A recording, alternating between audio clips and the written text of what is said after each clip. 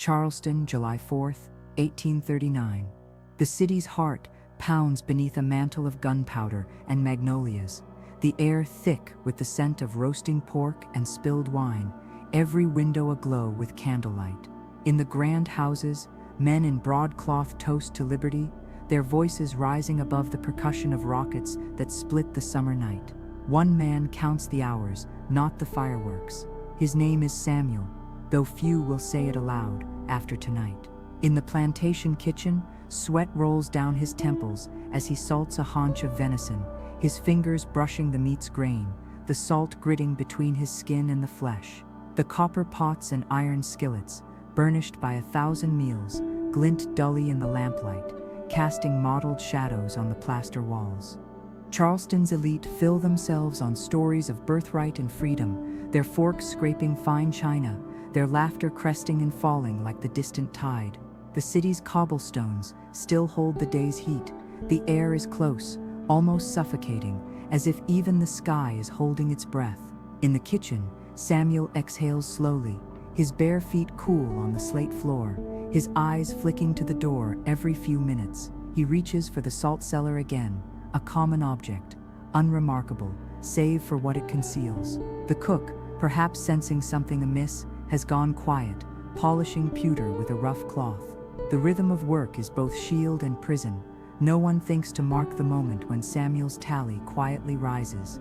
There is beauty in the ordinary, in the way a woman in white silk adjusts her sleeve, in the way ice clinks in a glass, in the way a slave's hands betray nothing as he seasons a dish.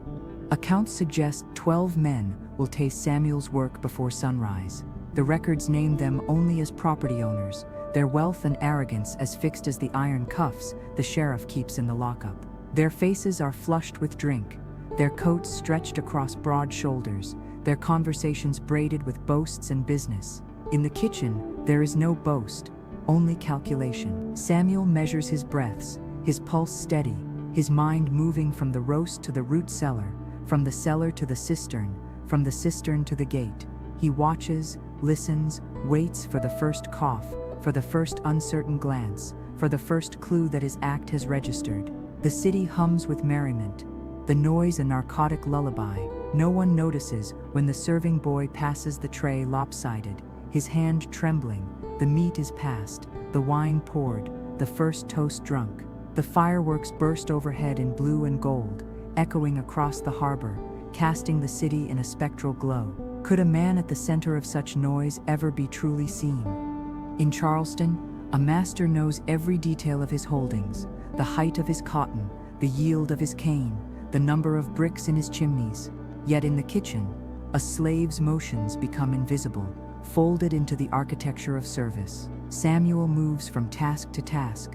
The knife in his hand feels both familiar and strange, its edge catching the light, its edge biting into the apple for the master's cheese tray. The scent of cinnamon and nutmeg rises, almost masking the bitterness of the tincture he has added. Accounts imply this recipe is an old one, whispered between women at the market, gleaned from a trader with hands scored by poppy fields, recorded in no ledger. The kitchen is a world of order, its routines as fixed as the stars, the grinding of the coffee, the setting of the table, the stacking of plates by height and pattern, the servant's dress pinned neat across the chest. But beneath the surface, invisible to the diners, a current moves against the tide, dark and relentless. Would you have seen him that night, moving among the silver and linen, among the laughter and the lies? Would you have sensed the stillness in him, the absence of chatter, the way his breath fell into step with the grandfather clock in the hall? In the cellar, the rats scurry in the damp, their nails scraping the stones, the scent of mildew and age rising from the barrels. On the table above, the first master pushes back his chair, his face suddenly ashen, a tremor running through his hands. He coughs, drinks, coughs again, a sound easily dismissed amid the clamor. The widow, her silk rustling, leans in for reassurance, but the master's mouth works soundlessly, his fingers digging into the tablecloth. No one rises to help. The music swells, spilling from the parlor into the street. The candles gutter in a draught, their wax pooling on the brass holders. The kitchen door creaks, as it always does, on rusted hinges, A gust of air carries the mingled odors of cooking fat and spilled gin. Samuel does not look up, but his pulse quickens, though his fingers remain steady as he salts another cut of meat. The city does not stir for the muffled thud that follows, the sound so like a dropped dish, so easily lost in the din. A servant girl, her face unreadable, picks up a fallen napkin, her fingers lingering on the linen. The clock marks another quarter hour. The fireworks spend themselves in the sky.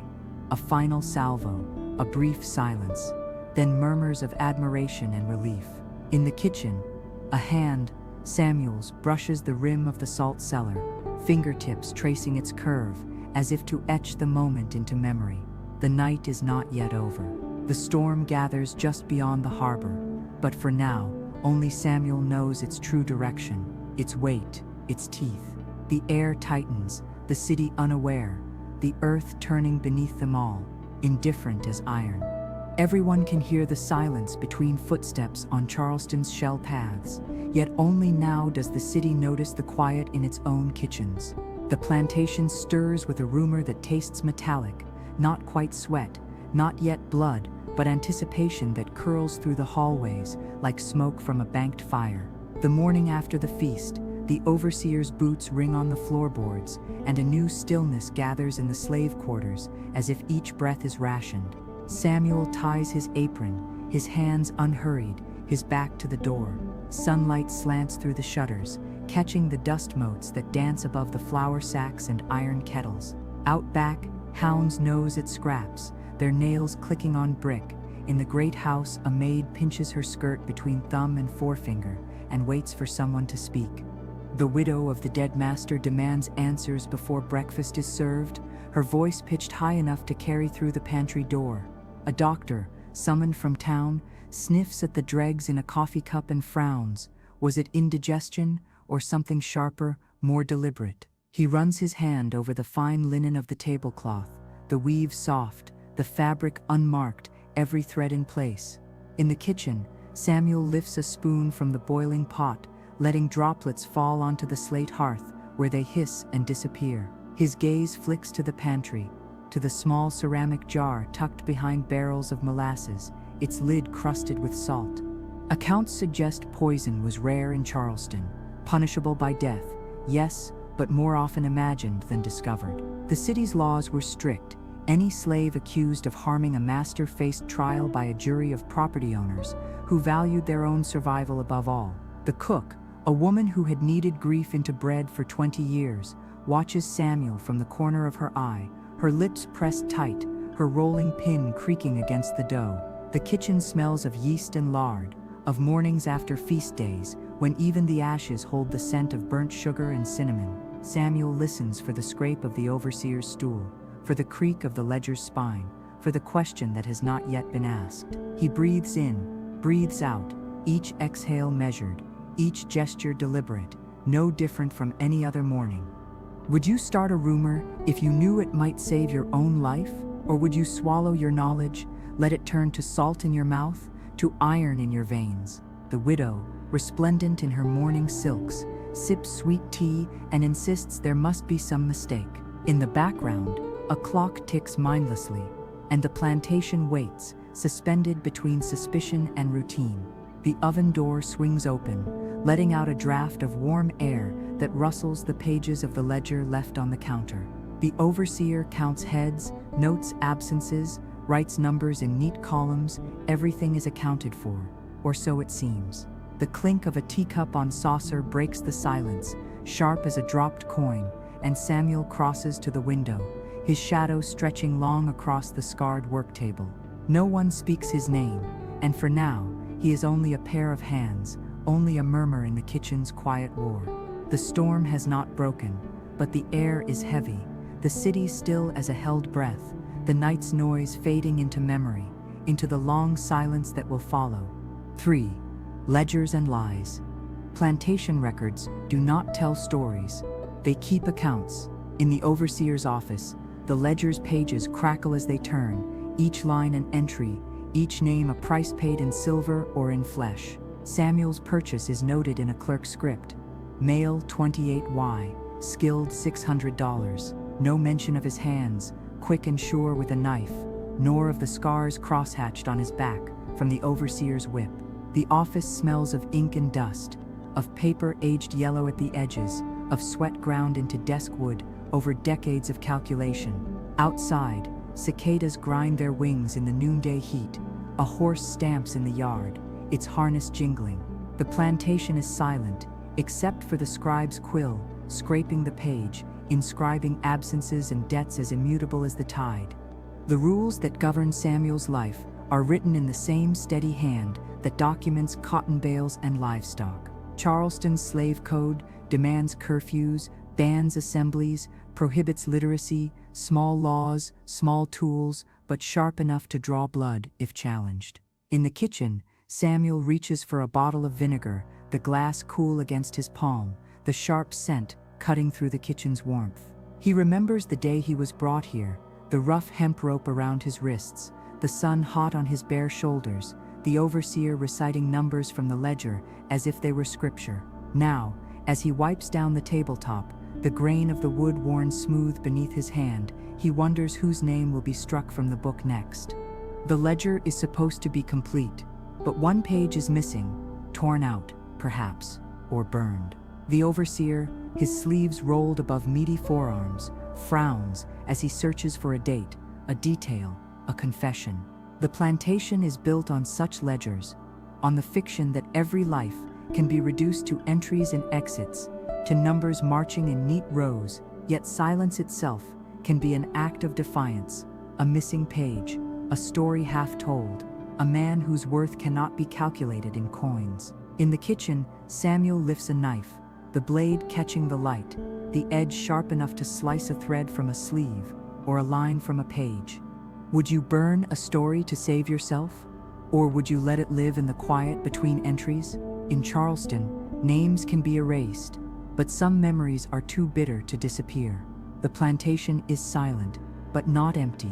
Voices drift up from the slave quarters, laughter and laments woven together, the sounds both a comfort and a threat. Samuel runs his thumb along the ledger's edge, feeling the roughness where a page was removed. The overseer watches him from across the room, his eyes narrowed, his breath sour with tobacco. Outside, the sun beats down, bleaching the stones of the courtyard, the air shimmering with heat. The rustle of a missing page is the only answer the plantation will give today. Samuel turns away, the ledger's secret still buried, the truth hovering somewhere between the lines, between the silences, between the clink of the overseer's cup and the sound of a pen scratching at the edge of history. Plantation ledgers do not record stories. They do not confess, do not weep, do not ask forgiveness. Charleston, 1839, in the overseer's office, morning light fingers the dust above the desk, where a ledger lies open, its pages stiff as parchment, the overseer's hands, square, ink-stained, thick with authority, turn each sheet with care, as if reverence could make fair what is built on backs and bones. With his left hand, he plucks a quill from the stand, the nib scrapes the ink pot, leaves a black smear on the rim. The plantation's business is written here, bushels of rice, barrels of molasses, the weight of cotton, the price of iron, and the names of men, women, children bought and sold. Samuel's purchase is entered in a steady, cursive hand, male 28 years, skilled $600. In Charleston, a ledger is as close to gospel as a man can get. The law that protects the entries is as old as the city itself. A slave cannot learn his letters. A slave cannot carry a note. A slave cannot raise his hand in anger, in grief, in hope, unless his master permits it. The code is not secret. It sits on the desk next to the inkwell, its leather binding cracked, its pages crowded with ordinances and prescriptions. The overseer consults it from time to time, licking a thumb to turn a page. The wood of the chair shifts beneath his weight, and the office smells of sweat and paper dust, of tobacco packed into a tin, of the river mud tracked onto the floorboards. Outside, a cicada saws at the heat, and a horse's bridle jingles as it tosses its head. Samuel, in the kitchen, picks up a pewter dish, polishes the rim with his sleeve. The metal is cool, dented from years of use. the damp cloth hisses against the curve. Ledgers do not dream. They do not ask what a boy might have become, if his mother had been allowed to keep him, if his father's name had been written anywhere but in the margins. Samuel's hands move with routine, the grinding of the coffee, the stoking of the hearth, the laying out of the plates by size and pattern. He does not look up when the overseer enters the kitchen, ledger tucked beneath his arm, his boots heavy on the slate. The overseer reads the numbers aloud, as if they are prophecy. 12 bags of meal, 6 hams, half a barrel of salt. Samuel nods, fetches the salt from the pantry, a small ceramic jar, the glaze worn smooth by work-worn hands. The overseer watches him, hard-eyed, silent as Samuel measures what is needed for the day's meals. The cupboard door creaks when Samuel returns the jar, the sound sharp in the close air. Would you see yourself in the entries? If your life were reduced to lines in a book, would you recognize your own name, spelled in a stranger's hand, valued less than a brood mare, less than a cask of rum? In the overseer's office, the ledger is supposed to be a history, an archive of facts, but here is the truth. One page is missing, torn out perhaps, or maybe burned, for reasons no one will say. The overseer turns the leaves with care, searching for a date, a detail, a confession. His fingers hesitate where the book's spine has split open, where the stitching shows through. The plantation is built on such books, on the fiction that lives can be rendered in copperplate, that suffering can be summed and subtracted, and yet silence, too, is a weapon. A missing page, a story half told, a man whose worth cannot be reckoned in dollars. Samuel does not speak unless asked.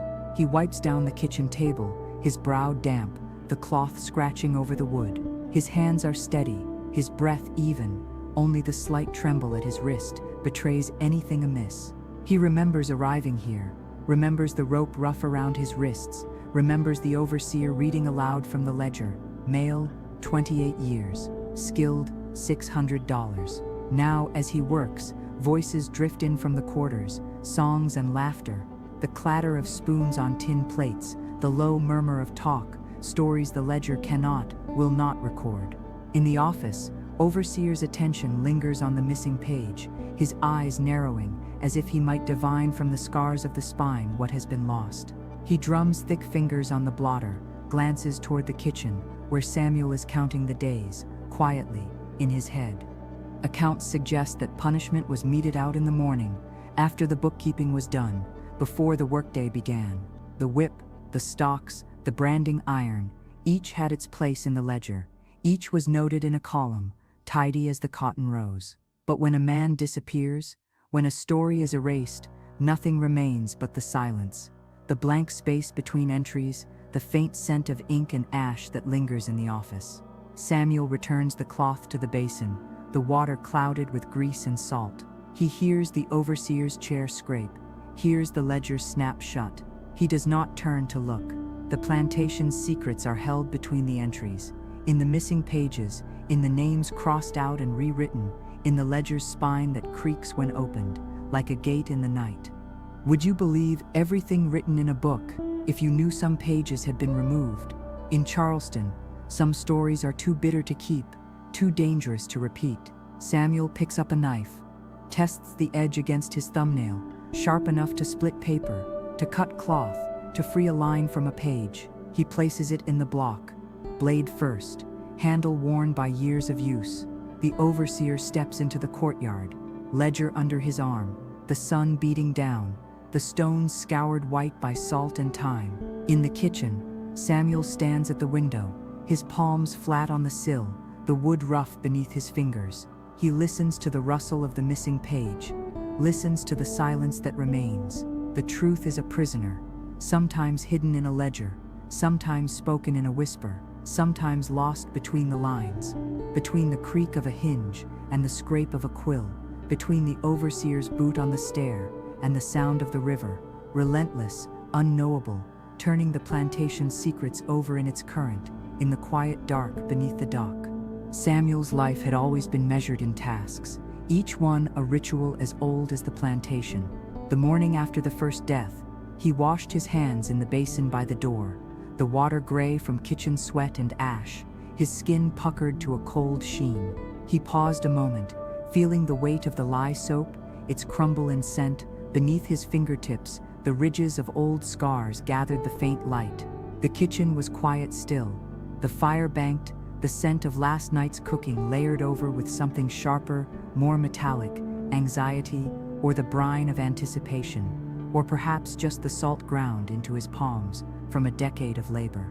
He flexed his fingers, slow, deliberate, then reached for the coffee grinder, the crank handle worn smooth, the burrs turning more a shudder than a purr. He had returned from the sugar house as a boy, his mouth stained with stolen fruit, his ribs showing beneath a threadbare shirt. He learned early that silence was currency, that scars, if kept hidden, could be mistaken for strength. The cook, a woman with eyes hollowed by grief and labor, showed him the ways of the kitchen, how to stretch a little meal into a banquet, how to read the mood of the house by scent alone, how to keep secrets from the overseer's ledger by living between its lines. She had been sold, eventually her name scratched from the books, her stories reduced to rumor and half-told memory. Samuel remembered her hands, gnarled as oak roots, showing him the tincture bottle kept behind the molasses barrel, teaching him the line between medicine and misery. It was not fear but calculation that moved his limbs now as he stirred the pot of grits, the spoon's wooden handle rough against his palm, the porridge's burble steady above the coals, the kitchen's heat pressed close, the air thick with steam and the memory of meals past, the flavor of every victory and sorrow ground into the brick and mortar. The cook's absence had left a space, not filled but inhabited, turned over each morning with the rest of the kitchen's routine. Samuel's hands trembled now only in private, his heartbeat visible only in the careful way he set down a knife, the deliberate turn of a jar lid. He was seen, if at all, as a pair of hands steady, invisible, trusted. The overseer, if questioned, would say the kitchen had never run smoother. Accounts suggest that loyalty could not be bought, only borrowed. Samuel's had been taken again and again until it meant nothing at all.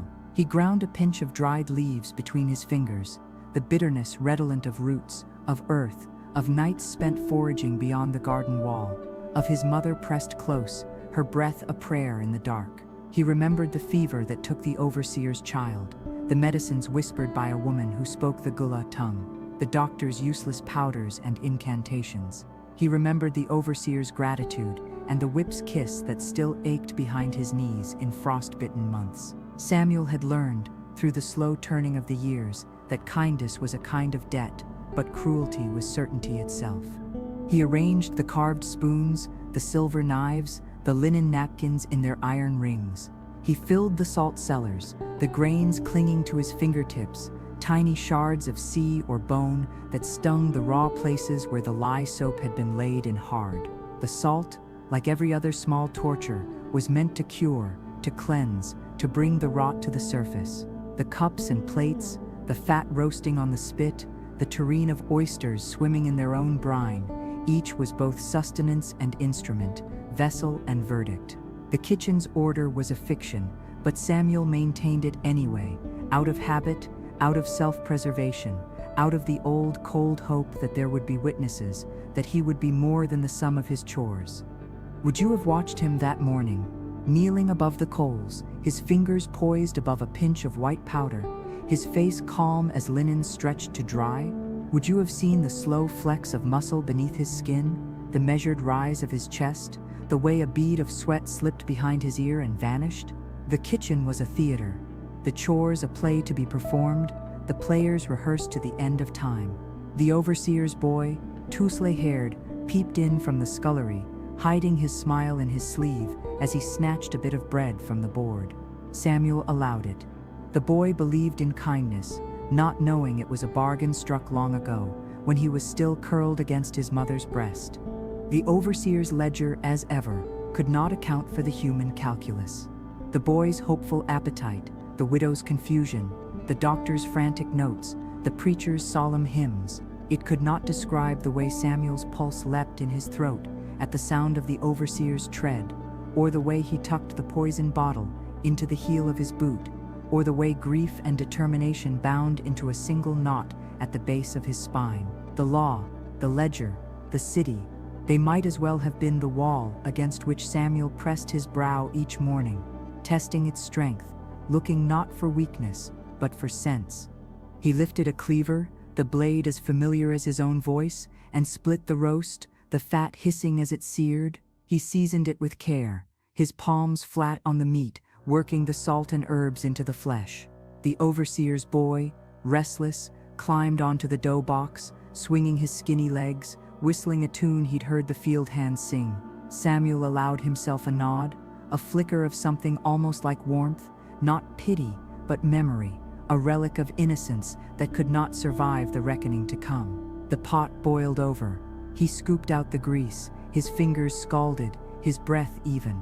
The kitchen hummed, a hive of secrets and routines, of knives sharpened and wounds kept hidden, of prayers whispered into the fat that dripped, unsanctified, onto the hearth. His hands, that morning, did not shake. As he lifted the roast onto a platter, as he wiped his brow with the back of his wrist, as the overseer's whistle sounded from the yard, Samuel felt, for a moment, the weight not of chains, not of the ledger's lies, not of fear or grief or anger, but of choice, of a man, for once deciding whose hands might be stained, whose memory might be marked, whose fate might be told.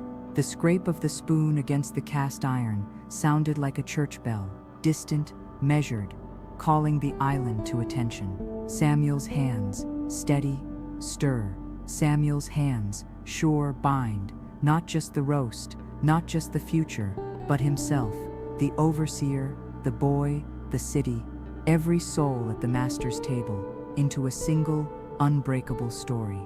There is a difference between rumor and event, between suspicion and certainty. Charleston learned this at noon, on the second day, when the heat leaned heavy against every door and window, and the garden party unfolded in a delirium of lemonade and wilted camellias. The overseer had moved the table beneath the oaks, where Spanish moss filtered the sunlight into pale, swaying fingers. The tablecloth, damp with humidity, clung to the wood, and the flies hovered in thick, sluggish clouds above the sweating glasses. The ladies fanned themselves with peacock feathers, their silk sleeves rustling, their gloves spotted with sweat and spilled cordial. The men, shirts undone at the throat, spoke in voices scraped raw from the night's drinking, their hands red with gin and sunburn. The children, barefoot and sticky, chased each other through the labyrinth of roses and boxwood, their laughter as sharp as the cicada's cry. Samuel moved among them, a shadow with a tray, his eyes cast down, his hands steady. He had dressed in his best shirt, unbleached cotton, faintly starched, the buttons mismatched from long use, and his face betrayed no more than a veil of sweat. The table was heavy with food, cured hams studded with cloves, translucent slices of melon, turings of turtle soup, baskets of cornbread leaking honey onto the cloth, the scent of basil and burnt sugar mixed with the musk of damp earth and the acrid tang of fear, though only Samuel could taste it. He carried the platter from the kitchen, its weight familiar against his forearm, the scent of roasted meat rising through the cloth that covered it. The overseer, his face flushed, waved Samuel forward, and Samuel served each guest in turn, his hands quick and practiced, his silence absolute. The second master to die was a man who liked to draw out dinners, to hold forth on politics and rice prices, to preside over toasts with a glass raised, his laughter too loud, his eyes too bright. He took a bite of the roast, chewed slowly, wiped his mouth with a napkin embroidered with his initials. He swallowed, drank, swallowed again, his lips parted as if to speak, but no sound came. His face blanched, then mottled, his hands, roughened by reins and ledgers, clutched the tablecloth. A tremor passed through him. He pushed back his chair, the legs screeching on the flagstones. The circle of guests watched, momentarily hypnotized by the spectacle, as the master coughed once, twice, then slumped forward, his cheek pressed to the cloth, his fingers twitching in the crumbs and rose petals. The silence was quick, then broken by a woman's scream, by the overseer's curse, by the children's sudden bewildered stillness. Chaos is quiet at first, a held breath, then a rising roar. Samuel, unnoticed, stepped back, the tray still in his hands, his pulse a steady drum beneath the skin. He watched as the doctor was called, as the servants murmured, as the master's wife covered her face with a lace handkerchief. The scent of fear was thick now, metallic and sour, and the flies buzzed louder, drawn to the dropped fork, the overturned glass, the faint sheen of sweat on the master's brow. The overseer barked orders. The kitchen boys were sent to fetch water, to run for the sheriff, to lock the doors.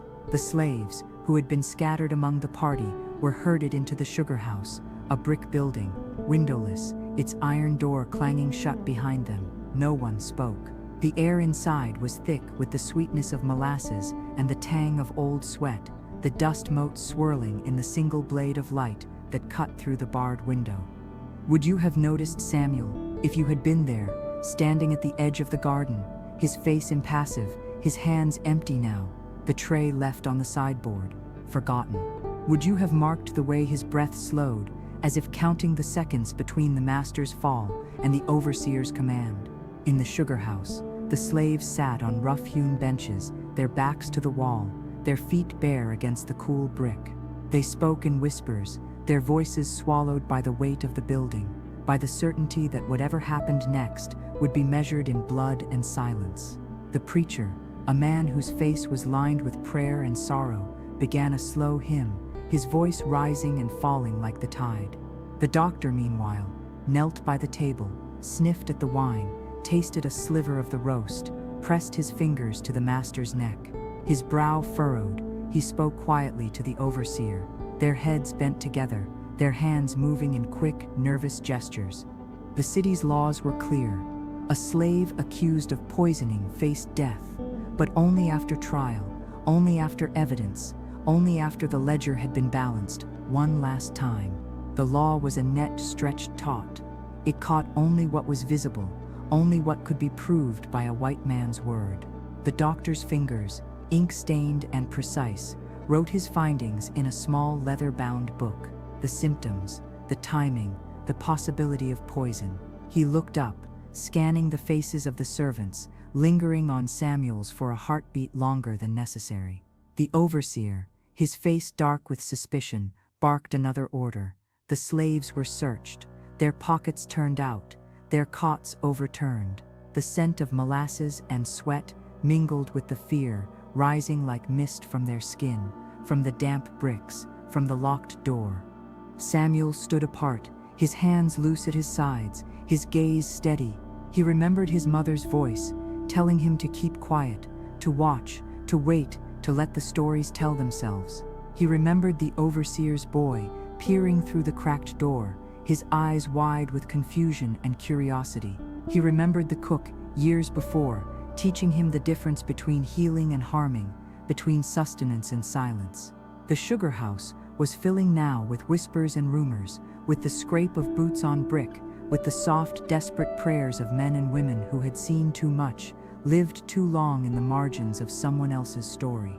Would you have fought, if you had been him, or would you have let the current carry you, as the river carries a branch, as the wind carries the scent of salt and burning sugar?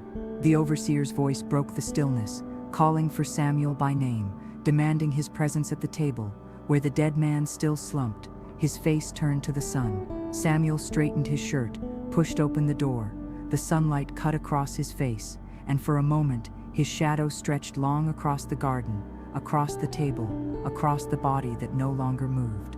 The creak of the sugar house door was the only sound as he stepped out, his hands empty, his face calm, his heart a steady drum beneath the cotton.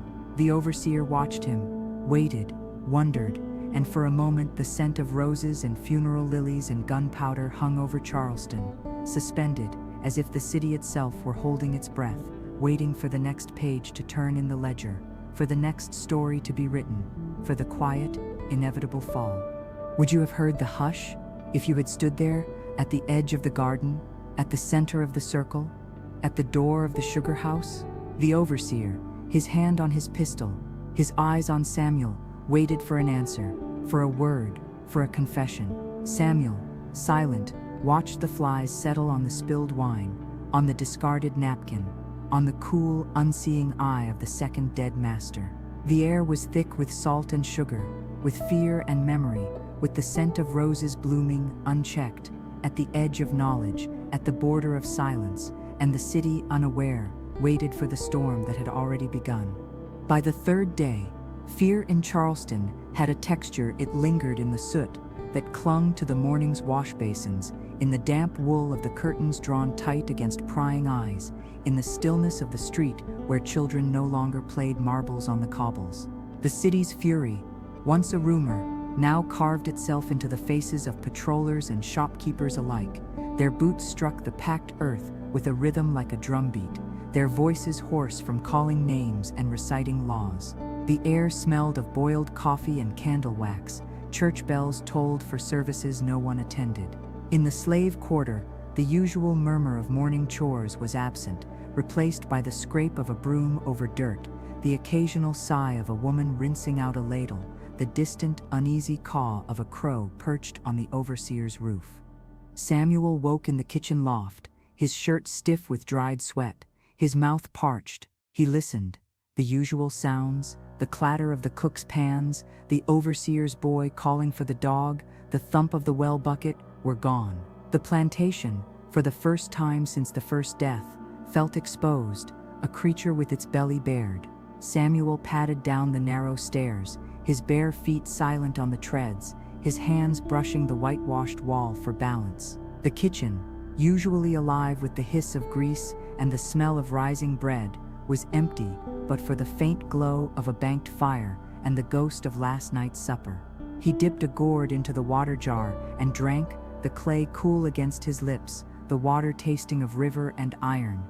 To the law, Samuel was now a suspicion given flesh, a name on a list, a man who could be summoned, searched, questioned. To the enslaved, he was a secret, a rumor grown louder than a shout, a story folded into the creases of palms. The men and women who had shared the sugar house with him last night watched him now with sidelong glances, their voices pitched low in the fields, behind the stables, at the kitchen door. He counted their faces, marked those missing, guessed at their thoughts. Some shrank from him, others edged closer, as if he carried a truth they could borrow for their own. Accounts suggest that the city's slave patrols doubled overnight, their lanterns scraping the darkness, their voices calling out, now and then, for Samuel by name. Children too young to understand but old enough to mimic repeated the call as they played at soldiers in the alleyways. The air was thick with the scent of gunpowder and river mud, of horse dung and crushed lavender, the breath of a city braced for bad news. In the kitchen, Samuel measured salt into a wooden bowl, his fingers trembling just once before finding the old rhythm again. The mill's stone creaked as he ground the day's meal, the sound harsh in the silence. Would you have hidden, if you were him? Or would you have moved through the days as if nothing had changed, trusting the fiction of routine to shield you from discovery? Samuel opened the pantry, the door's brass latch cold in his palm, and reached for the jar tucked behind the sugar sacks. Small, opaque, its mouth sealed with wax. He weighed it in one hand, then, after a heartbeat, returned it to its place. The overseer's ledger, left open on the table, showed the previous day's tallied bottles, barrels, bushels, laves, in a neat, indifferent hand. Samuel wiped his hands on his apron, the fabric scratchy from lye and sun. The rules of Charleston's slave code were clear, but their execution was at the whim of men who sweated in broadcloth and drank too deeply at noon.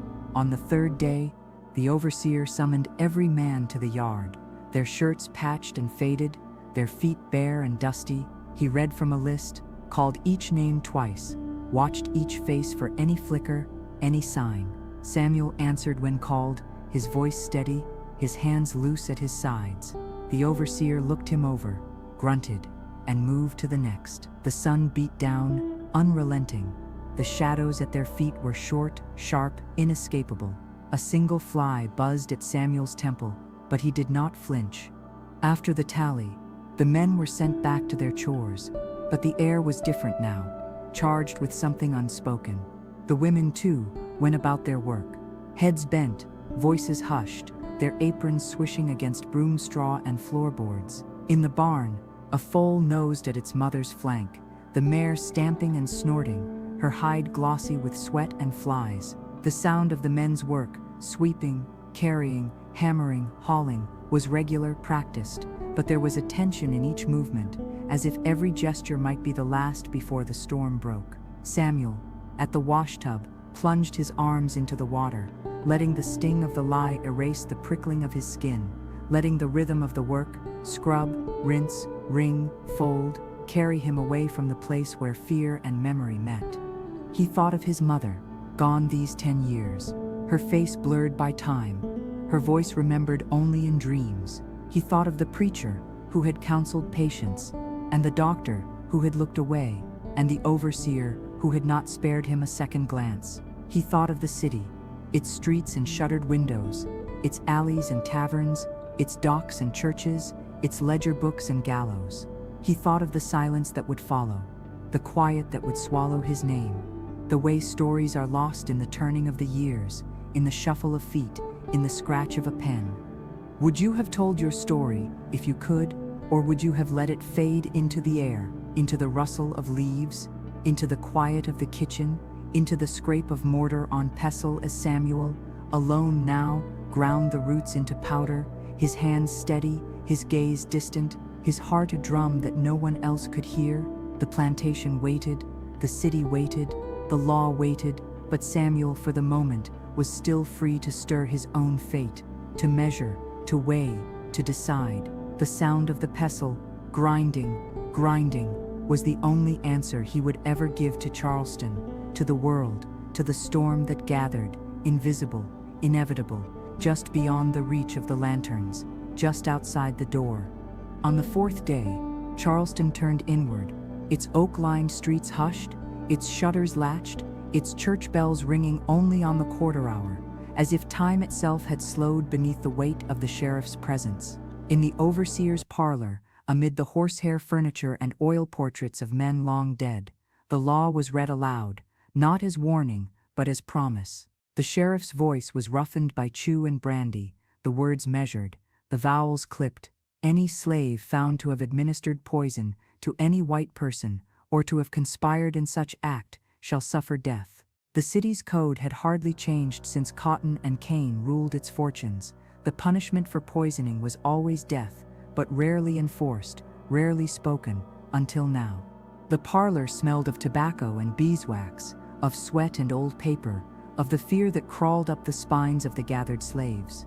The sheriff's boots were black, polished to a dull shine, his spurs ringing faintly as he shifted his weight against the mantel. He lifted a key from his pocket, heavy, brass, chained to his belt, and placed it on the table, where it caught the lamplight for all to see. The slaves stood in a line, hands clasped, eyes down, breathing in the scent of tallow candles and leather, listening as the sheriff named their crimes, their duties, their fate. The overseer, arms crossed, watched them from the corner, his face impassive, his fingers tapping a slow rhythm against his biceps.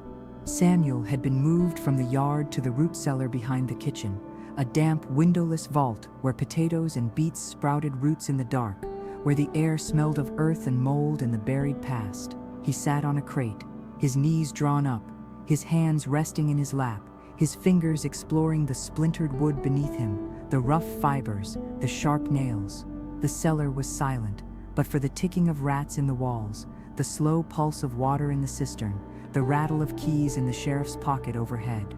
The law, in Charleston, was a thing of iron and ink. It moved through the city like the tide, relentless, indifferent, but not always predictable. The sheriff might hang Samuel tomorrow, or next week, or not at all. He might bargain for a confession, might seek out witnesses, might slip a key into the lock and set a price on silence. Accounts suggest that sometimes, after such storms, a sacrifice was required, not truth, not justice, but a body to quiet the city's fear, a name to inscribe in the record, a lesson for the living. In the cellar, Samuel listened as footsteps crossed the kitchen above, as the sheriff's boots scraped the stair, as the key scraped the lock. The sheriff stood at the threshold, his shadow pooling on the dirt floor, his breath sharp with whiskey, his eyes hard as flint. He asked for names, for stories, for anything Samuel might have seen, heard, known. Samuel shook his head, his voice calm, his pulse steady, his hands loose at his sides. The sheriff's key jingled, a soft metallic promise, freedom for information, a stay of execution for a name, a ticket north for a tale that fit the city's need. Would you have spoken, there in the dark, with a man's life, your own or another's balanced on the turn of a key? Would you have traded silence for a year, a week, a day of uncertain life? The cellar's chill crept up Samuel's spine, the damp settling in the creases of his shirt, the scent of old roots and wet earth sharp in his nose. The sheriff leaned close, his breath sour with tobacco, his voice barely above a whisper. He promised mercy, promised bread and bacon, promised the overseer's mercy, promised the sky beyond the plantation's edge. Samuel listened, eyes lowered, hands loose, his mind moving through the narrow passages of memory. His mother's face, the cook's warnings, the preacher's benedictions, the overseer's ledger, the city's laws, the key in the sheriff's palm. The law, in Charleston, was both trap and escape, both promise and sentence. The code was read aloud in the courthouse each Monday, each clause and penalty etched in black ink, each punishment, the stocks, the lash, the iron collar, the gallows, a warning and a dare. The sheriff's key was a relic, a tool, a symbol. It could open a cell or lock it forever. It could buy a man's life or sell it.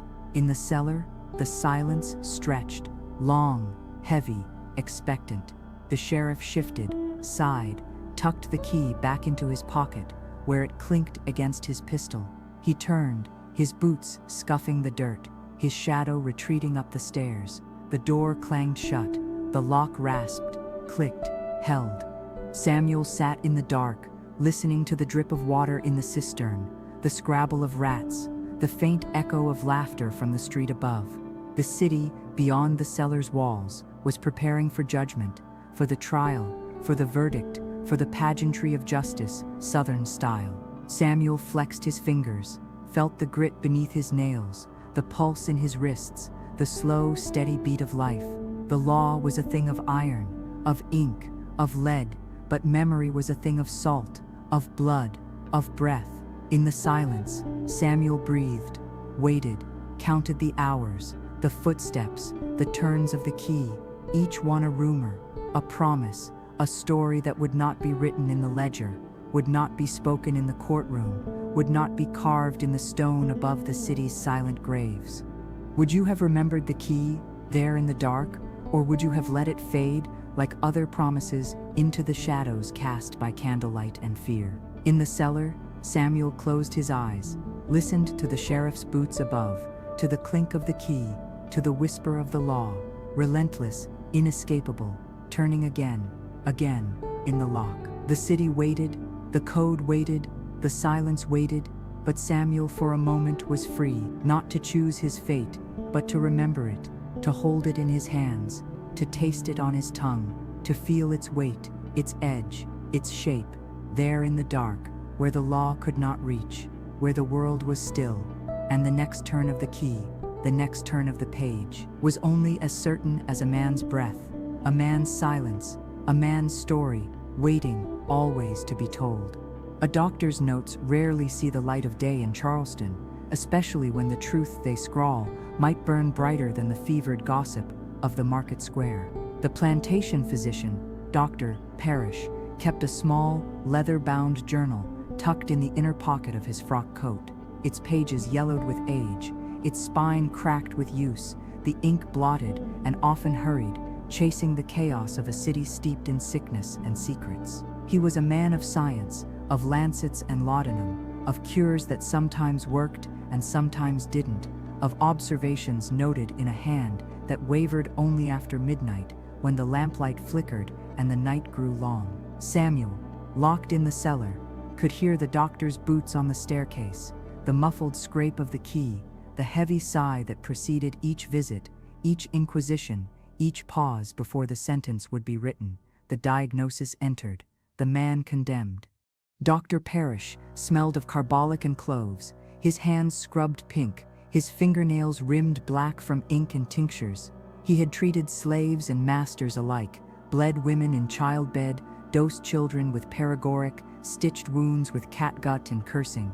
In the days after the poisonings, he moved through the grand houses like a shadow, his coattails rustling, his satchel heavy with powders and vials, his eyes darting from the dead to the living, from the sickbed to the sheriff's eager face. He examined the bodies where they lay, the mouths slack, the pupils fixed, the skin clammy with the sweat of death, and in each case, he lifted the eyelids, sniffed the lips, tested the dregs in the cups, tasted a crumb from the plates, and wrote, in his careful slanting hand, the symptoms, the timing, the possible causes. The doctor was a practical man, a student of nature and necessity, but even he could not ignore the pattern, the sudden seizures, the vomiting, the coldness of the extremities, the bitter almond scent that clung to the breath, if only for a moment, before the spirit fled. Poison, he wrote, was possible, probable, even, but poison, by whose hand? The kitchen, the cellar, the pantry, each held utensils enough, each hid jars and bottles enough, each hosted hands unremarked, eyes downcast, hearts beating beneath the linen of their shirts. The city's laws demanded proof, not rumor, not suspicion, not the silent weight of a ledger, but evidence, testimony, a witness who would speak, a hand that would sign. Would you, in the doctor's place, have written the truth in your journal? Or would you have let the ink run dry, the page stay blank, the story go untold? Parrish sat at his walnut desk, his quill poised over the page, the lamp's flame steady, the night silent but for the scuttle of mice in the wainscoting, and the distant, uneasy cry of a whippoorwill. He thought of his oath, of his place in the city, of the families who sent for him in the night, of the slaves who bowed as he passed, of the sheriff's hunger for a name. He wrote, then crossed out, wrote again, hesitated, then blotted the ink with his sleeve. The story could be told in many ways. The masters had died of natural causes, of bad air, of spoiled food, of a summer fever that swept through the city, carried by the river wind. Or they had been murdered by the hands of the invisible, the powerless, the ones whose names were entered in the ledger as property, not people. Accounts suggest that Dr. Parrish had seen cruelty enough in his years. He had attended the sick in the slave quarters, had set bones broken by the overseer's lash, had wiped the sweat from the brows of women in travail, had listened to the stories of suffering that never made the ledgers, never reached the papers, never entered the law. He knew the city's secrets, its shames, its silences, but he was a man of his time, of his place, grateful for his position, wary of scandal, eager for the approval of the men who paid his fees. And so, when the sheriff came calling, when the questions were asked, when the journal was demanded, Dr. Parrish handed it over, his hands steady, his eyes cast down, his voice quiet, betraying nothing. The sheriff read, nodded, took the book, and left, the boots ringing on the stair, the door closing with a soft, final thud. But the doctor was not finished, not quite. In the hours after the sheriff's visit, Dr. Parrish sat at his desk, the lamp guttering, the air close, the scent of ink and old paper thick in his nostrils. He took a fresh sheet, dipped his pen, and wrote, not a confession, not an accusation, but a letter. He described what he had seen, what he suspected, what he feared. He folded the letter, sealed it with wax, addressed it to no one, then, after a moment's pause, dropped it onto the coals. The paper curled, blackened, turned to ash, the truth disappearing in smoke and the soft rustle of burning. The doctor watched, his face expressionless, his hands steady, until the last ember faded, until the air cleared, until the night was silent again. Would you have burned such a letter? Or would you have sent it north, entrusted it to the river, slipped it beneath a minister's door? In the cellar, Samuel waited for the sheriff's return, for the doctor's word, for the key in the lock, for the sentence that would follow. Above, the doctor sat in his study, the heat oppressive, the night heavy, the scent of burned paper lingering, the weight of his silence a burden he could not shed. The city, beyond the window, slept, its secrets buried, its stories half told, its justice a thing of parchment and power, of evidence and erasure. The doctor's journal, now in the sheriff's hands, would never be read aloud in court, never be pinned to the church door, never be whispered over the bodies in the potter's field. The truth for now was ash floating, weightless, settling where no one would see it, where no one would speak it, where no one would remember. Samuel, in the dark, listened for the sound of boots, for the rattle of keys, for the hiss of a match, for the whisper of a page turning. He waited, his breath slow, his hands loose, his mind tracing the paths the truth might take, through the doctor's pen, through the sheriff's ledger, through the city's streets, through the river's mud, through the ashes in the grate, through the stories that would never be told, through the silence that would always remain. The night was long, the air close, the scent of ink and fire and memory thick in the dark, and the city above slept on, dreaming of justice, of vengeance, of the next turn of the key, the next scratch of the quill, the next silence that would settle, heavy and unbroken, over Charleston, over the plantation, over the cellar, over the man waiting, listening, dreaming, remembering, his hands steady, his voice silent, his truth, for now, ash. Plantations run on numbers, not stories. The overseer's ledger is a ledger, not a history. Charleston, 1839. In the plantation office, a thick volume lies open on the desk, its pages ruled in neat columns, its spine split with years of use. Here are tallies of cotton bales, of hogsheads of sugar, of bushels of rice, of gallons of molasses. Here are lists of tools, axes, hammers, and of livestock, horses, mules, pigs, chickens, dogs. Here are records of births and deaths, of illness and recovery, of labor and rest, of men and women bought and sold, their worth calculated to the dollar, their stories reduced to a name, an age, a price. Here is the world made small, made simple, made safe for the men who keep the books and guard the gates. The overseer, a man of square shoulders and bitten nails, dips his pen in the inkwell, blots the excess, and writes. His breath is visible in the early morning chill. His boots leave prints on the sanded floor. The window is open a crack, letting in the scent of magnolias and river mud, the sound of a thrush calling from the live oak, the creak of the gate as the hands file in from the quarters. The ledger is his Bible, his map, his weapon. It tells him who is missing, who is late, who is sick, who is well. It tells him nothing of the dreams that trouble a man's sleep, of the songs sung low in the dark, of the stories told in whispers, of the silences that stretch between question and answer. Samuel's name appears in the ledger, as it has every day for 10 years. Samuel, age 28, cook, value $600. Nothing more, no mention of the scars that ladder his back, of the nights he has spent listening to the river, of the mornings he has salted meat and counted hours, of the days he has watched children grow and mothers vanish, of the meals he has prepared for men whose names are written in marble and men whose names are written in dust. The overseer licks his thumb, turns the page, finds the entry for yesterday, strikes a line through Samuel's name, and writes confined in a careful looping hand. The ink is black, the line is straight, the story for now is simple. A man is absent, a man is confined, a man is waiting. Would you have read your own life in such a book?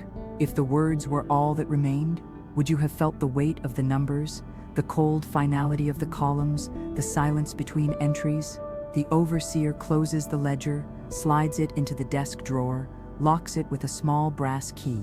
He steps out into the yard, squints at the sun, sniffs the air for rain, listens for the sound of the fields, the kitchens, the stables. The plantation is quiet, but not still. The hands move through their chores with a slow, practiced rhythm, their voices low, their eyes down. The overseer watches them, marks their movements, counts their steps, calculates their worth by the sweat on their brows, the dirt on their hands, the steadiness of their labor. The plantation is a machine, and the ledger is its governor, its regulator, its silent, unblinking eye. The overseer is not a man given to reflection, but even he feels the strangeness in the air, the sense that something is amiss, that the numbers no longer add up, that the world is fraying at the edges. He returns to the office, unlocks the drawer, opens the ledger, flips through the pages, searching for a pattern, for a clue, for a name that stands out, for a line that is too straight, too clean, too simple. He finds nothing but numbers, names, dates, sums, the story of the plantation, compressed, condensed, made safe for the men who rule by ledger and law. He closes the book, locks the drawer, pats his coat for the key, and leaves, his boots ringing on the floorboards, his shadow stretching long across the yard. In the kitchen, the women work in silence, their hands busy with dough and knives, their voices stilled by fear and memory. The children, too, are quiet, their games suspended, their laughter dampened, their futures written in the margins of the ledger, in the spaces between the lines. The cook, a woman whose face is lined with years and whose hands are rough with lie, watches the overseer pass, her eyes following his path, her mind calculating the distance between the office and the cellar, between the ledger and the law, between the story that is told and the story that is lived. The ledger leaves gaps. It does not record the songs sung in the quarters, the prayers whispered in the dark, the stories told around the fire, the names of the missing, the lost, the sold, the dead. It does not record the taste of salt on a man's lips, the weight of iron on his wrists, the sound of a key in a lock, the scent of burning paper, the silence that follows a question, the silence that precedes an answer. The overseer returns to his rounds, his boots scuffing the dirt, his keys jingling at his belt, his ledger locked away, his numbers safe, his world for now intact. Would you have trusted a book to tell your story if the book was written by another man's hand, if the entries were made in ink that faded, if the pages were brittle with age, if the spine was cracked with secrets, if the story was always in the margins, always in the silence, always in the spaces between? In the cellar, Samuel sits, his hands loose in his lap, his back against the cool bricks, his mind moving through the days, the names, the numbers, the stories, the silences. He listens for the sound of the overseer's boots, for the creak of the office door, for the rustle of the ledger's pages, for the turning of the key. He waits, his breath slow, his heart steady, his story, for now, unwritten, unspoken, waiting, always waiting, for the next turn of the page, the next scratch of the pen, the next silence that will settle, heavy and unbroken, over the plantation, over the city, over the world that is made safe by numbers, by columns, by ledgers, by laws, by everything except the truth. Would you have tried to write your own story if the book was locked away, if the pen was not yours, if the ink was not yours, if the silence was all you had? In the office, the ledger sits, closed, locked, silent. In the cellar, Samuel sits, waiting, listening, remembering. In the quarters, the men and women move through their chores, their lives, their stories, their silences.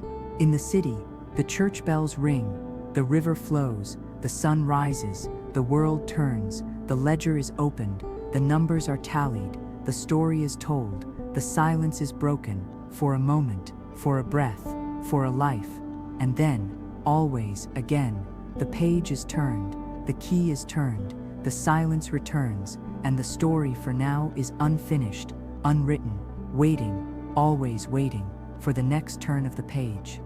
Justice in Charleston is a stage, and the courthouse is its theater, a room of white columns and dark wood, of leather-bound law books and juries of property owners, of the sharp scent of beeswax and the slow creak of ceiling fans. On the morning of Samuel's trial, the city wakes to rain, the streets gleam, the gutters churn with murky water, the air holds the chill of a storm passing but not gone. The courthouse yard is crowded, men in broadcloth, women in silk, children clutching biscuits, slaves from neighboring plantations brought in to witness, to learn, to remember. The sheriff marches Samuel through the throng, his wrists bound in hemp, his shirt clean but frayed at the collar, his expression unreadable behind the rain that beads on his brow. Inside, the court smells of damp wool and ink, of sweat gathering beneath starched collars, of the iron bars at the windows flecked with rust. The jurors take their seats. 12 men, their faces sunburnt or pale, their hands swollen from labor or soft from ledgers, their eyes scanning the room, the accused, the crowd, the law laid out before them. The judge, his robe black as crow's wing, enters without ceremony. The room quiets. The only sounds are breathing, the sputter of a wick in a lamp, the rain on the roof, steady and insistent as time. Samuel stands in the dock, his back straight, his hands loose at his sides. The law in this room is clear. A slave cannot testify against a white man, nor for himself. His voice, by statute, is air, heard only in the timbre of his silence, in the quickening of his breath, in the occasional swallow that catches in his throat. The prosecutor, a man with ink-stained cuffs and a voice honed to a blade's edge, reads the charges. Poison, murder, conspiracy, the words hang in the air, thick as the humidity. The prosecutor calls witnesses, the overseer, the sheriff, the doctor, each swearing to facts, to times, to symptoms, to the ledger's record, to the law's demands. Their testimony is relayed as if through glass, distant, warped, untouchable. Would you, in Samuel's place, have searched the faces in the gallery, the overseer's boy, the cook, the preacher, the men and women whose lives turn on the hinge of this verdict? Would you have sought a flicker of recognition, of kinship, of fear, even as your own face remains a cipher? Samuel listens, his eyes on the floor, his lips pressed together, his breath steady, measuring as ever the distance between truth and story, between silence and speech, between the law and the world beyond its reach. He knows, as every man in the room knows, that justice is not a search for truth, but a ceremony of order, a ritual of power performed to soothe the city's nerves, to seal its ledgers, to silence its ghosts. Accounts suggest that the doctor's testimony is halting, his words careful, his hands trembling as he describes the symptoms, the timing, the possibility of poison. He does not look at Samuel. He does not need to. The prosecutor reminds the jury of the law, of the consequences, of the need for certainty. The overseer, when called, recites the names, the dates, the tallies, his voice flat, his eyes on the ledger open before him. The sheriff, his hat in his hands, recounts the search, the confinement, the key turned in the lock. The judge, his brow furrowed, listens, nods, scribbles a note, taps his pen against the desk. The air in the room is thick with the scent of damp cloth and old paper, with the weight of expectation, with the knowledge that this story, for all its heat, its noise, its hunger for an ending, will end as such stories always do, with a verdict written in ink, not blood, with a sentence passed, not spoken, with a man condemned, not known. The defense, a young lawyer with spectacles perched on his nose and sweat on his upper lip, rises, clears his throat, speaks of doubts, of gaps in the evidence, of the city's hunger for a culprit, of the law's demand for proof, not presumption. He gestures to Samuel, who stands mute in the dock, his face a mask, his eyes downcast. The lawyer's words are precise, rehearsed, earnest, but the law is a wall, and the wall is thick, and the jury's faces are stone. The prosecutor replies, his voice rising, his words sharp as a splinter, his gaze sweeping the room, the jury, the judge, the accused. The rain drums on the roof. A gust rattles the shutters, the lamp flickers, casting long, trembling shadows on the oak-paneled walls. Would you have believed in justice if you had stood where Samuel stands, if your voice had been silence, if your story had been written by another hand, if your fate had been decided by men who do not know your name, your pain, your dreams, your truth? In the gallery, the cook twists her apron in her hands, the preacher bows his head, the overseer's boy chews his lip, his eyes wide, his future unwritten. The jury retires to deliberate, a word that means to weigh, to consider, but in this room, in this city, in this time, it means only to confirm. They return too soon, their faces blank, their hands clean. The foreman stands, clears his throat, reads the verdict, guilty. The judge nods, consults the code, declares the sentence, death by hanging. The gavel falls, a sound like a rifle shot, like a bone breaking, like a door closing, like a story ending. Samuel, in the dock, does not move, does not cry out, does not protest. He stands, his back straight, his hands loose, his breath even, his eyes on the floor. Then for a moment, on the gallery, on the faces he has known, on the lives he has touched, on the city that has never known him at all. The courtroom empties, men and women filing out, their voices lowered, their collars turned against the rain, their hands clutching handkerchiefs, their stories trailing behind them, unfinished, unspoken, waiting in the silence, in the air, in the space between breath and breath. The sheriff takes Samuel by the arm, leads him down the narrow stairs, through the courthouse yard, past the crowd that has come to see, to bear witness, to remember, to forget. The rain has stopped. The sun breaks through the clouds, casting the city in a pale, uncertain light. Samuel walks, his wrists bound, his steps measured, his gaze steady, his silence absolute. The air is thick with the scent of wet earth and cut grass, with the sound of a bird calling from the live oak, with the weight of a city's judgment, of a law's certainty, of a story's end, written in ink, sealed with a gavel, spoken in silence, waiting, always waiting, for the next turn of the page, the next turn of the key, the next silence that will settle, heavy and unbroken, over Charleston, over the plantation, over the courthouse, over the man who stands, silent, in the dock, waiting, always waiting, for the next breath, the next word, the next story, his own and not his own, written always in the air. The morning he is to hang. Samuel wakes in darkness. The jail cell smells of damp straw and old iron, of unwashed bodies, and the faint, astringent tang of lye. He sits up, rubs his wrists where the rope has left its mark, listens to the slow drip of water from the eaves, the distant, muffled bustle of the courthouse yard stirring to life. The sheriff comes before dawn, his boots scraping the stone floor, his lantern casting a juddering circle of yellow light on the wall. He unlocks the cell door, clears his throat, averts his eyes. Samuel stands, stretches his arms, rolls his neck, small, familiar motions, as if this were any morning, as if the world had not narrowed to this moment, this cell, this silence. They walk through the courthouse yard, the grass wet with dew, the air cool and heavy, the sky streaked with pink and gray.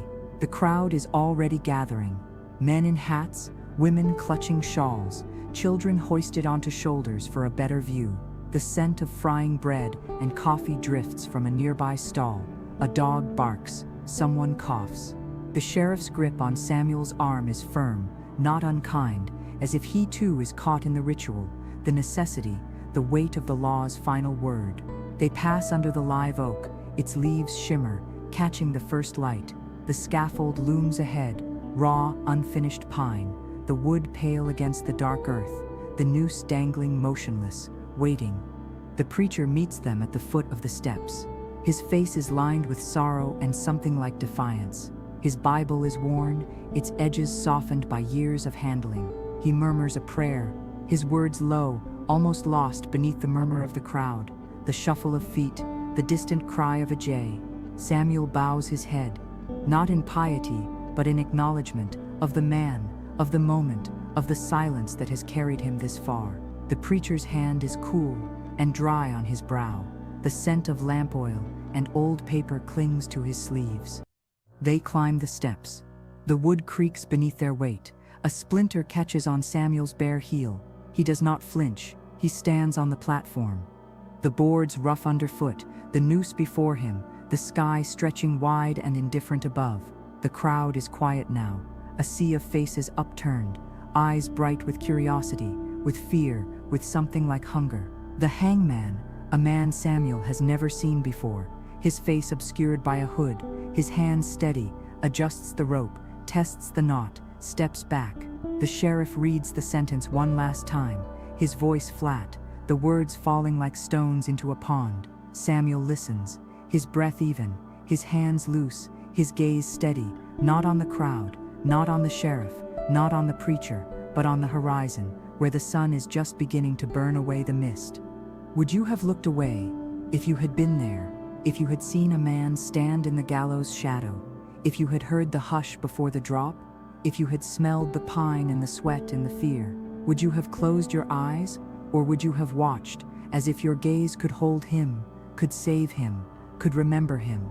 Samuel lifts his chin, feels the rough hemp against his skin, tastes salt on his lips, from sweat or tears, he does not know.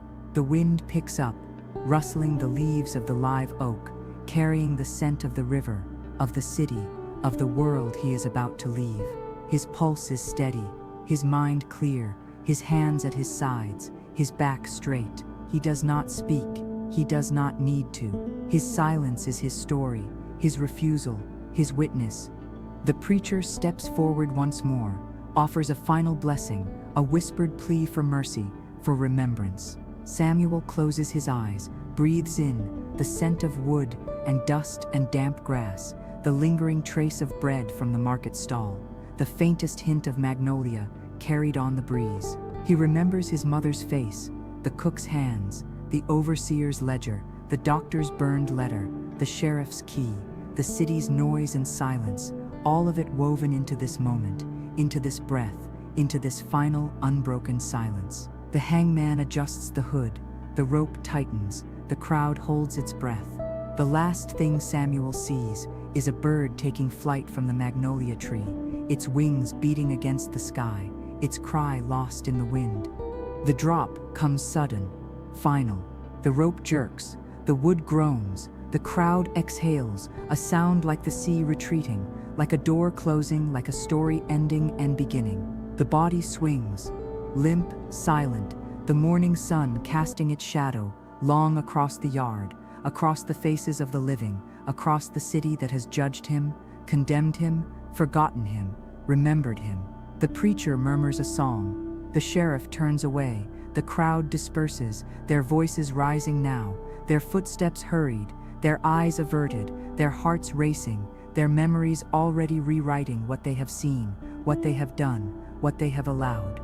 Would you have stayed if you had been there, to watch the body cut down, to see it wrapped in rough cloth, to follow it to the potter's field, to mark the place with a stone, with a prayer, with a story? Or would you have turned away, as most did, as the city did, as the law did, as history does, letting the silence settle, letting the story fade, letting the memory blur, until all that remains is the shadow, the rope, the bird, the breath, the silence? In the courthouse yard, the sun climbs higher. The gallows stand empty. The rope swings gentle in the breeze. The scent of pine and dust and damp grass lingers. The sound of a child's laughter rises, sharp and bright from the market square. The city goes on, its ledgers, its laws, its stories, its silences. Samuel's name is entered one last time in the overseer's book, then crossed out, then forgotten. The rope is coiled, stored, saved for the next man, the next story, the next silence. The bird, unseen now, calls once more from the magnolia tree, its cry echoing over the roofs, over the river, over the city, over the world that has judged and been judged and will judge again. Would you have heard it if you had been there, in the gallows shadow, in the silence, in the space between breath and breath, between life and death, between story and silence? The city does not answer. The rope does not answer. The bird does not answer. Only the silence remains, heavy and unbroken, over Charleston, over the plantation, over the courthouse yard, over the gallows, over the man who stood there, once in the morning light, his hands loose, his breath even, his story, for now ended, but not forgotten, not quite, not yet. Memory is what the city keeps, and what it forgets. Charleston does not speak of Samuel again. Not in the grand houses, not in the market stalls, not on the street corners where men gather to talk of politics and weather and the price of cotton. His name is struck from the ledger. His story folded into the silence that follows every act of violence, every verdict, every public display of power and of fear. The gallows stand empty now, the rope coiled, the wood bleaching in the sun, the stain where his body swung the only mark left, and even that will fade beneath the rain, beneath the feet of men who pass, and do not look up. In the days that follow, the city returns to its rituals. The weighing of cotton, the tallying of hogsheads, the signing of deeds, the raising of toasts. The air smells of honeysuckle and horse dung, of salt from the river and tar from the docks, of bread baking in the ovens, of the slow, sour stink of fear pressed down beneath routine. The overseer rides the boundary lines, checking fences, counting heads, noting absences and replacements, his horse's hooves leaving faint crescents in the damp earth.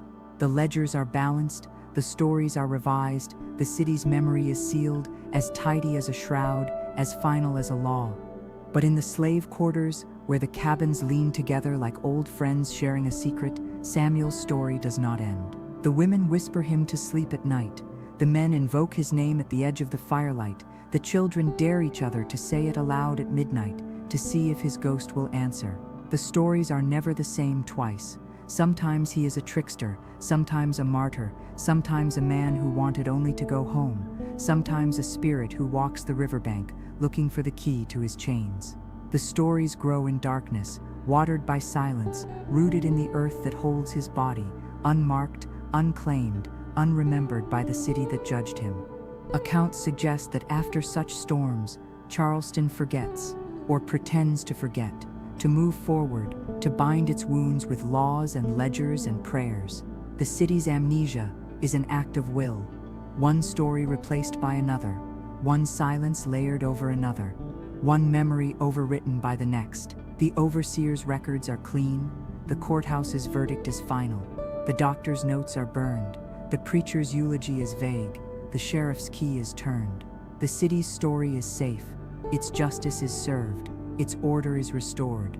The past is a thing to be buried, like Samuel's body, like the truth, like the secrets that cannot be spoken aloud.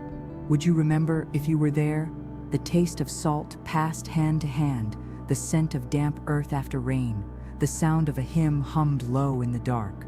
Would you recall the man at the gallows, the silence in the kitchen, the missing page in the ledger, the ashes in the grate, the stories whispered in the quarters, the silence that followed, the silence that remains? In the slave cabins, the stories are kept alive, not as history, not as fact, but as memory, as warning, as hope, as a bridge between the living and the dead, between the spoken and the unspoken, between the world that is and the world that might yet be. The city's feasts continue, the roasts carved, the wine poured, the toasts raised, but the salt is always there, in every dish, in every mouth, in every memory. The kitchen hands move through their chores, their eyes down, their voices low, their hearts heavy with stories they cannot tell, with memories they cannot share, with a past that is always present, always pressing, always waiting to be unearthed. The overseer's boy, grown taller now, with his mother's eyes and his father's gait, asks the cook one evening, as she salts the meat, "Who was Samuel?" She pauses, looks around, leans close, and tells him not the whole story, not the truth, as it happened, but something close enough to remember, something just enough to keep alive, something to pass on, hand to hand, breath to breath, memory to memory. The plantation goes on, as plantations do, as cities do, as nations do, its fortunes rising and falling, its ledgers filling and emptying, its stories told and untold, its memories kept and forgotten. The river runs to the sea, cradling the city, carrying the dead, whispering to the living, singing the old songs, waiting, always waiting, for the next story, the next memory, the next silence. Would you listen, if you could, to the stories told in the dark, to the songs sung at the edge of the fire, to the memories passed hand to hand, breath to breath, silence to silence? The city does not listen, the overseer does not listen, the law does not listen, only the earth listens, only the stories remain, only the memory endures in the salt, in the silence, in the space between the lines, in the quiet at the heart of Charleston, in the stories that will not die, in the silence that will not break, in the earth's memory, unmarked, unbroken, unspoken, waiting. Dirt has a memory of its own. After the body is cut down, wrapped in burlap and carried beyond the city's edge, it is buried in a place without stones, without markers, without candles. The men who dig the grave, convicts, slaves, strangers paid in silver, work in silence, their shovels biting the damp clay, their breath steaming in the morning chill. The scent of turned earth rises, thick and fungal, mingling with the salt air off the harbor, with the burnt sugar stink of the refinery, with the wood smoke drifting from the kitchens. The preacher says a psalm, his voice low, his Bible limp in his grip, his words almost lost beneath the shuffle of feet, the snort of a mule, the distant, mournful call of a heron. The sheriff watches, hands folded, hat in hand, boots scuffing the mud, his duty done, his conscience clean, his ledger balanced. The grave is filled, the dirt is patted flat. The men walk away, leaving no sign, no story, no name. The city's forgetting is a kind of violence.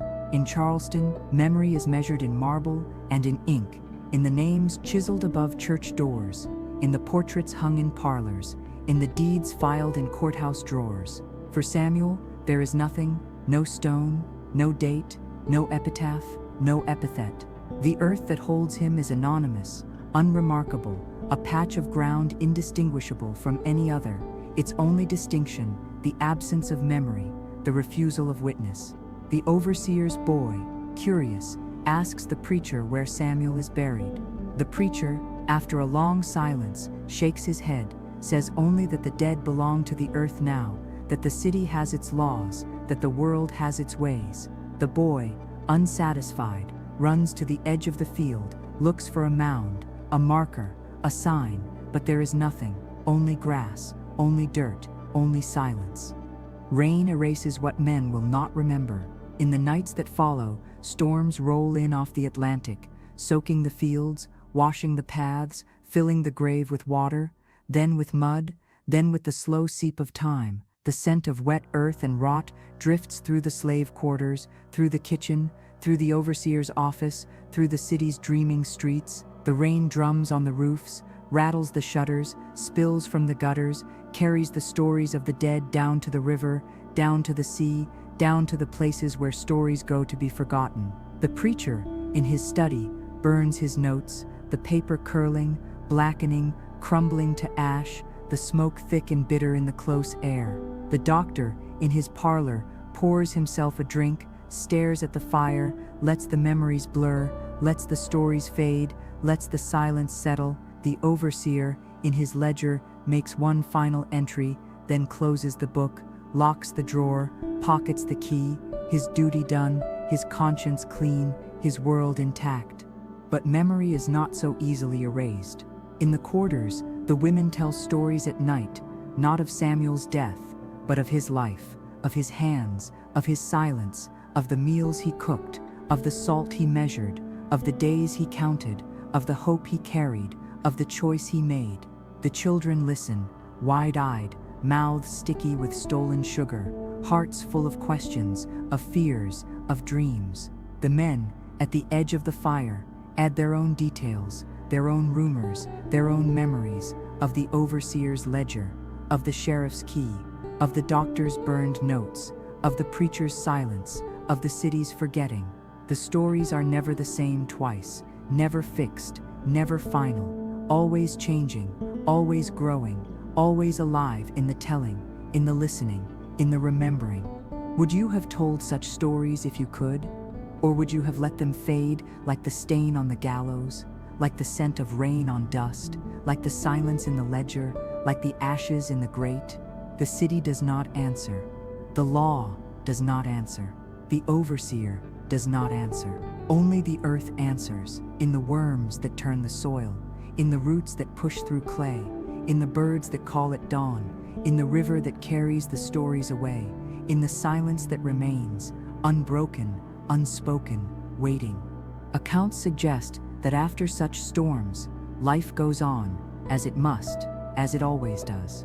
The plantation's routines resume, the fields are planted, the cane is cut, the cotton is weighed, the ledgers are filled, the stories are told, the silences are kept. The overseer's boy, grown taller, with his mother's eyes and his father's restless hands, walks the boundary lines, counts the livestock, watches the river, listens for the stories that no one tells him, for the silence that no one explains. The cook, her hands rough with lye, her back bent with years, salts the meat, seasons the stew, hums a hymn under her breath, a sound almost like memory, almost like mourning, almost like hope. The law, the ledger, the city, they can erase a man's name, but they cannot erase his story.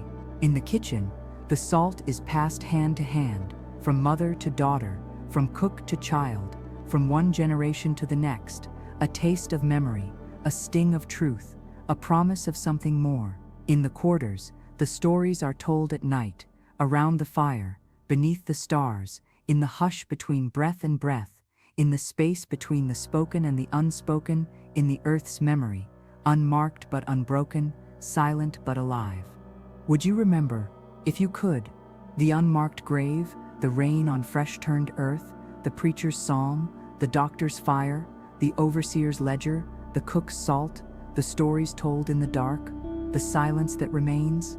The city does not remember. The law does not remember. The overseer does not remember. Only the earth remembers.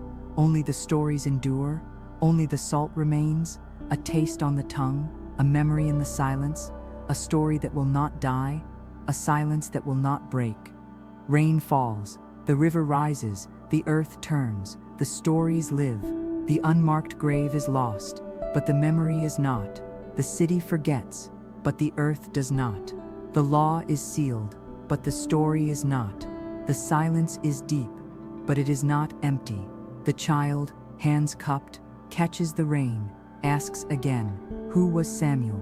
And the cook, hands steady, passes the salt, begins the story again and again and again, in the earth's memory, in the silence, in the space between what is written and what is remembered, between what is said and what is known, between life and death, between salt and silence, between story and memory, between the grave and the living world.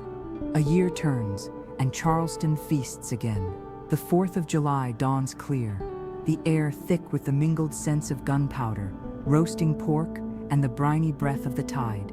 Children race through the streets, their hands sticky with molasses, their laughter echoing off the cobbles. Men in broadcloth gather beneath the oaks, their voices raised in toasts to liberty and remembrance, their glasses clinking, their faces flushed with wine and sun and ritual forgetting.